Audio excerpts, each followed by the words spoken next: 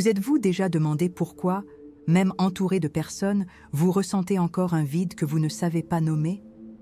Ce silence intérieur, que nous tentons souvent de masquer par des distractions, est peut-être le portail le plus important que la philosophie de Lao Tse nous indique. Il ne s'agit pas de solitude comme absence, mais de solitude comme révélation. La culture moderne insiste pour transformer le silence en quelque chose d'inconfortable, presque une menace. Mais que se passerait-il si vous osiez y demeurer? Le Tao nous montre que c'est précisément là que l'essence se manifeste. Voilà la question qui guide notre voyage d'aujourd'hui. La chaîne Solstice naît de cet appel. Être un espace de réflexion où philosophie orientale et psychologie se rencontrent pour éclairer l'expérience humaine. En suivant ce contenu, vous entrez en contact avec une tradition qui traverse les siècles et qui demeure vivante en nous. Et dans ce processus, la solitude et l'angoisse deviennent non pas un fardeau, mais une clé qui ouvre des portes vers l'intérieur. Pensez au téléphone qui ne se tait jamais, au flux incessant de notifications qui façonnent notre attention. Cet excès n'est pas seulement de la technologie, c'est aussi le symptôme d'un esprit incapable de s'écouter. Et voici le choc de conscience. Jamais nous n'avons été aussi connectés à l'extérieur et aussi déconnectés de nous-mêmes.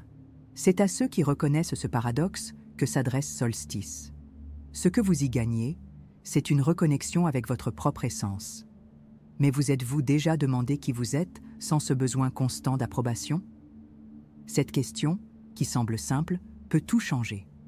Lao Tse affirmait que lorsque nous abandonnons le désir de reconnaissance, la vie devient pleine. Aujourd'hui, nous vivons dans un théâtre de likes et de validation numérique qui façonne notre estime de soi. La réflexion est inévitable. Sommes-nous vraiment nous-mêmes ou jouons-nous des rôles? Voilà la provocation centrale. C'est l'inquiétude qui nourrit ce contenu. Et peut-être pensez-vous, je n'ai pas le temps de m'arrêter et de plonger dans le silence. Mais la question est justement là. Plus nous remettons à plus tard, plus nous nous éloignons de nous-mêmes. Le vide ne disparaît pas. Il grandit en silence, demandant de l'attention. L'inconfort que vous ressentez n'est pas un échec, c'est une invitation. Si vous l'ignorez, il se manifeste en anxiété, en fatigue, en sentiment de déconnexion. L'urgence est réelle, car la vie n'attend pas. La transformation commence au moment même où vous décidez d'affronter ce que vous évitiez. C'est pourquoi il ne s'agit pas seulement de philosophie abstraite, mais de pratiques concrètes. À chaque moment de silence que vous vous permettez, un espace se crée pour une présence plus authentique. Cette présence n'est pas un luxe spirituel, mais une nécessité psychologique. Carl Jung disait déjà « Celui qui regarde dehors rêve, celui qui regarde dedans s'éveille ». Voilà l'essence de ce que nous proposons. Un éveil qui naît de la solitude acceptée, non de la solitude redoutée. Le temps d'attendre le bon moment est terminé. Le moment, c'est maintenant. Si vous sentez que ce message résonne dans une partie cachée de vous-même, c'est votre appel. Solstice est là pour guider ce parcours, mais le choix d'avancer vous appartient. Abonnez-vous à la chaîne et suivez ce cheminement, car chaque nouveau contenu est une opportunité d'approfondir le regard vers l'intérieur. Laissez votre like comme geste de présence et non seulement de soutien. Car au fond, la véritable question est: êtes-vous prêt à vous rencontrer dans le silence avant que le bruit de la vie ne vous engloutisse? En 1973, le scientifique et explorateur Jacques-Yves Cousteau rapporta dans une interview que les plongées les plus longues en eau profonde apportaient une sensation paradoxale. Plus il se retrouvait isolé, plus il percevait intensément la présence de la vie autour de lui. Dans le silence submergé, loin de tout bruit humain, il décrivit avoir trouvé un état de conscience où tout semblait à la fois lointain et incroyablement proche. Cette expérience, bien que technique et scientifique, porte une valeur symbolique profonde. L'isolement volontaire peut révéler des dimensions cachées de l'existence que la hâte du quotidien étouffe. L'exposition de cette expérience m'a profondément marqué et pour cette raison nous conduit au premier point. Lorsque nous nous éloignons du bruit, quelque chose de nouveau surgit. Lao Tse signalait déjà que le Tao est vide, mais ne s'épuise jamais. Le plongeur, sans prétention spirituelle, finit par démontrer dans la pratique un principe taoïste millénaire. Le vide est une plénitude déguisée. Pourtant, notre culture a appris à éviter ce vide comme s'il s'agissait d'une menace. Voilà le début de la tension. Ce que Cousteau a vécu au fond de la mer, nous le fuyons chaque jour sur la terre ferme. Et chaque fois que nous fuyons, nous perdons la chance de nous reconnecter. Nous devons reconnaître à quel point ce vide, non affronté, s'infiltre dans notre vie émotionnelle. Pensez au nombre croissant de cas d'anxiété et de dépression rapportés, symptômes d'un monde qui a perdu la capacité d'être avec lui-même. Si Cousteau a trouvé la sérénité en affrontant le silence des eaux, nous ressentons de l'inconfort en éteignant notre téléphone pendant 10 minutes. Ce contraste révèle combien nous nous sommes éloignés de l'essence. Le danger est clair. Plus nous évitons, plus nous sommes consumés par notre propre fuite. Nous devons prendre conscience que le silence peut être à la fois menace et remède. Le même vide qui effraie est aussi la matrice de la transformation. La psychologie analytique de Carl Jung renforce cette idée. La rencontre avec l'ombre est inévitable dans le processus d'individuation. Le vide, donc, n'est pas un ennemi, mais un allié déguisé. Cependant, il faut du courage pour traverser cette frontière. Sans cette traversée, nous restons prisonniers d'illusions. Le choix entre confrontation et évitement devient décisif. Imaginez maintenant à quoi ressemblera la vie si nous continuons à éviter le silence. Chaque année qui passe renforce un esprit toujours plus fragmenté, incapable de soutenir la présence. Le prix de cette fuite n'est pas abstrait, mais concret. Relations superficielles, décisions confuses, identité fragile. La solitude niée engendre une dépendance à la validation d'autrui, créant une spirale sans fin. Et voici le point critique. Si nous n'apprenons pas à affronter le vide maintenant, l'avenir ne sera qu'une répétition d'absence. L'urgence n'est pas théorique, elle se vit chaque jour. Et si, au contraire, nous acceptions cette pratique?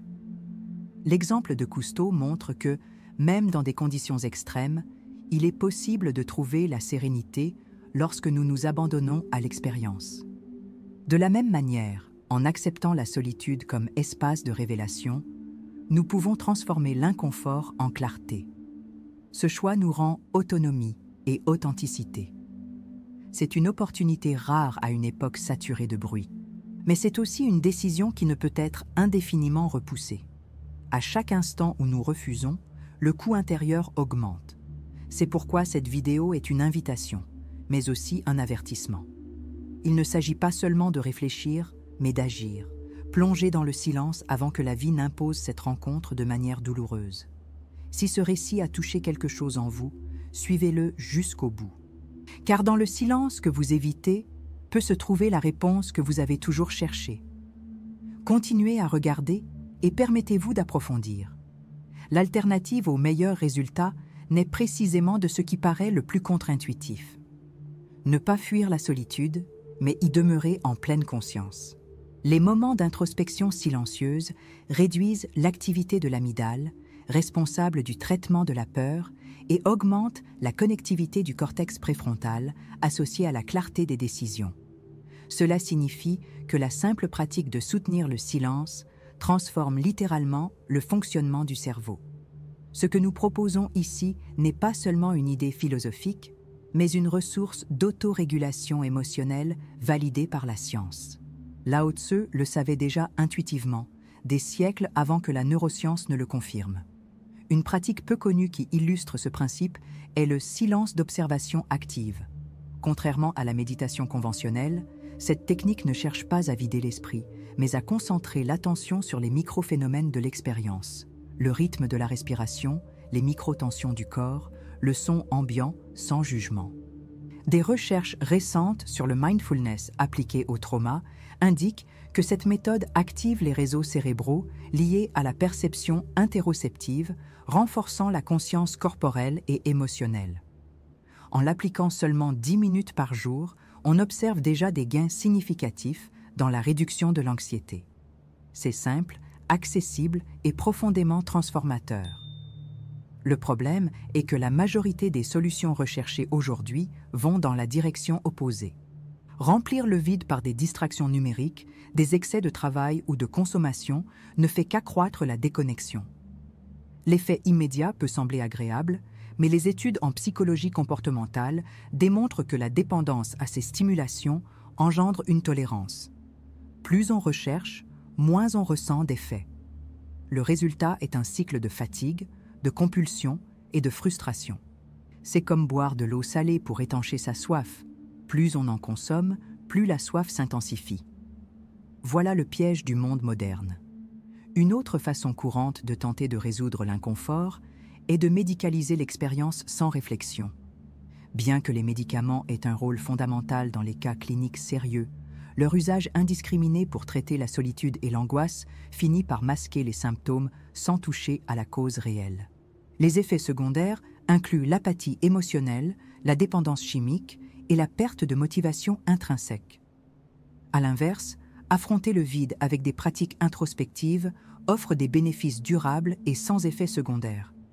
Il ne s'agit pas de nier la médecine, mais de reconnaître que le silence est une voie de traitement oubliée par la précipitation contemporaine.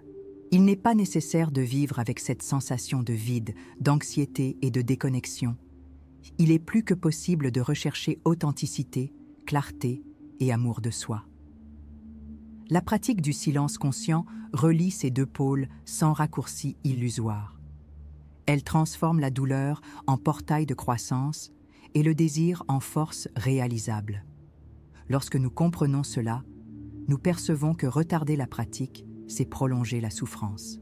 Le temps dépensé à fuir est le même qui pourrait être investi dans la guérison. Cette conscience crée l'urgence, et l'urgence engendre la décision. Imaginez maintenant comment votre vie pourrait se réorganiser si cette habitude était intégrée. Plus de présence dans vos relations, des décisions moins impulsives, une sensation de sérénité qui ne dépend pas des circonstances extérieures. Ce n'est pas une idéalisation, c'est une constatation scientifique et spirituelle. Le taoïsme nous enseigne que la douceur l'emporte sur la rigidité. Et ici, la douceur du silence triomphe de la dureté de l'anxiété. Si vous êtes arrivé jusqu'ici, vous avez déjà perçu qu'il n'est plus possible de continuer à vivre de la même manière. Le changement commence en reconnaissant que le silence n'est pas un vide de vie, mais une plénitude de présence. Pour consolider cet engagement, laissez en commentaire la phrase « Je choisis le silence comme chemin de transformation ». Cette déclaration n'est pas seulement une interaction avec la vidéo, mais un pacte public avec votre propre évolution. Continuez à regarder, car la pratique qui peut changer votre vie ne fait que commencer. En psychologie contemporaine, des études sur le mindfulness montrent que la pratique de la pleine conscience réduit jusqu'à 38% les indices de stress chronique selon l'American Psychological Association. Ce chiffre prouve que l'introspection active n'est pas seulement une philosophie, mais une intervention pratique à l'efficacité mesurable. Le taoïsme complète cette compréhension en affirmant que la vie en harmonie naît du retour au rythme naturel. Lorsque nous unissons science et spiritualité, nous voyons que toutes deux pointent vers le même principe, se taire pour écouter l'essence. La pratique du silence conscient crée un pont entre théorie et expérience. L'ignorer, c'est renoncer à une ressource précieuse. Le bouddhisme renforce l'idée que l'esprit agité engendre une souffrance inutile. Des recherches publiées dans la revue Psychiatry Research ont démontré que 8 semaines de méditation réduisent les symptômes d'anxiété chez 60% des pratiquants. Cependant, ceux qui ont repoussé ou interrompu le processus ont connu des rechutes significatives avec une intensification des symptômes. Ce constat montre que retarder la pratique ne maintient pas l'état actuel, mais l'aggrave. Dans le taoïsme, le report est perçu comme une résistance au flux, et toute résistance engendre de l'usure. Autrement dit, plus on évite, plus on consomme d'énergie. Le prix du retard est réel. D'autres alternatives, comme la recherche constante de stimulations externes, renforcent un cycle de dépendance émotionnelle. Des études en neurosciences montrent que les réseaux sociaux libèrent de la dopamine de façon artificielle, mais diminuent la sensibilité cérébrale avec le temps. exigeant des stimulations toujours plus fortes. Cet effet secondaire est comparable à celui de substances addictives. Dans la perspective spirituelle, Lao Tzu avertissait déjà que chercher à l'extérieur ce qui se trouve à l'intérieur est source de frustration permanente.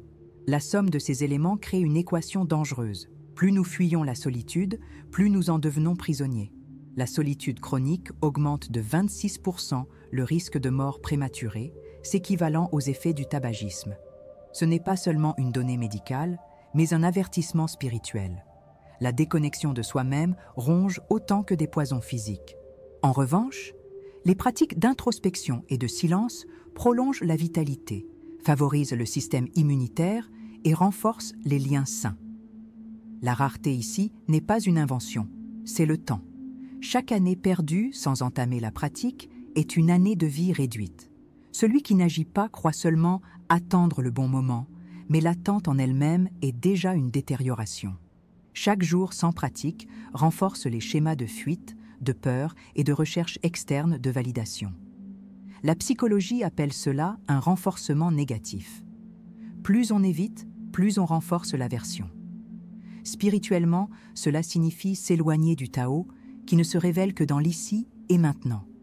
Ce n'est pas une douleur soudaine, mais érosive, qui vide lentement le sens de vivre. Voilà la conséquence de ne pas décider. À l'inverse, ceux qui ont déjà franchi le premier pas expérimentent des bénéfices qui deviennent des références. Des personnes ordinaires rapportent une meilleure qualité de sommeil, moins d'impulsivité et plus de clarté dans les choix quotidiens. L'exemple de ceux qui pratiquent sert de miroir. Il montre que c'est possible, mais révèle aussi la distance qui subsiste pour ceux qui hésitent encore. C'est l'appel final, décider de rejoindre ceux qui s'éveillent ou de rester prisonnier de la routine qui rend malade. L'avenir n'est pas neutre et la décision commence maintenant. Le taoïsme nous invite toujours à questionner. Si vous possédez déjà tout en vous, pourquoi continuez-vous à chercher à l'extérieur ? Cette question n'est pas une énigme, mais un miroir. Le silence que nous explorons ici n'est pas seulement une pratique, c'est un retour. Retour à ce qui n'a jamais été absent, mais qui se cachait sous des couches de bruit. Lao Tzu disait que connaître les autres est sagesse, mais se connaître soi-même est illumination. Aujourd'hui, vous avez été rappelé que l'illumination commence par un geste simple. S'arrêter. C'est le bénéfice d'être resté jusqu'ici. La phrase qui demeure est claire. Le silence est le langage de ce qui est éternel. Voilà l'héritage d'avoir traversé cette réflexion avec nous. Ce qui auparavant était perçu comme vide se révèle plénitude. En suivant ce cheminement, vous ne regardez déjà plus la solitude de la même manière. Le gain ne réside pas dans des informations accumulées, mais dans un changement de perception. Vous savez désormais qu'il existe un chemin discret, mais puissant, pour retrouver l'authenticité. C'est le présent invisible que Solstice offre. Au lieu de conclure, je laisse une ouverture. Et si la solitude que vous craignez était précisément la porte par laquelle l'amour attend pour entrer ? Cette question n'exige pas de réponse immédiate, seulement de la présence. Le zen nous enseigne que toute conclusion est illusion, car le flux de la vie ne s'achève jamais par un point final. Ce qui paraissait une fermeture est en réalité une invitation à la continuité. Continuez à explorer, observer, contempler. Il n'y a pas de dernier mot quand il s'agit de l'être. Il n'y a que le silence. Le silence n'est pas vide, mais ventre, il n'est pas absence, mais origine. Il n'est pas perte, mais naissance. À chaque pause, vous cultivez déjà cet espace intérieur. Voilà la simplicité et la profondeur du Tao, l'extraordinaire qui habite l'ordinaire, la beauté qui se révèle lorsque plus rien n'a besoin d'être dit. C'est le fil invisible qui coude cette expérience. Le risque d'ignorer cet appel a déjà été exposé.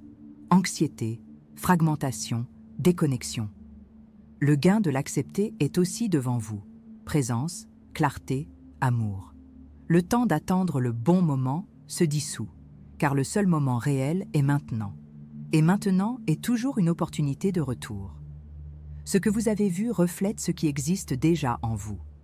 Il appartient à chacun de soutenir ce regard et de reconnaître que la traversée est personnelle. Solstice ne fait qu'indiquer les chemins, mais celui qui marche, c'est vous.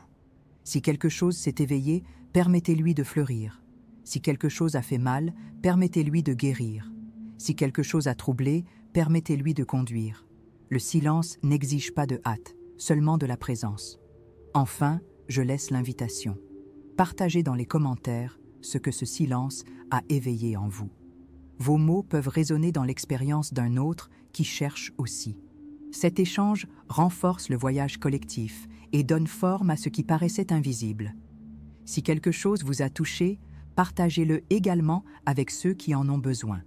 Et souvenez-vous, la contemplation silencieuse est le plus beau cadeau que vous puissiez vous offrir. Continuez à suivre ce cheminement avec Solstice, car le chemin ne s'achève pas ici, il ne fait que commencer.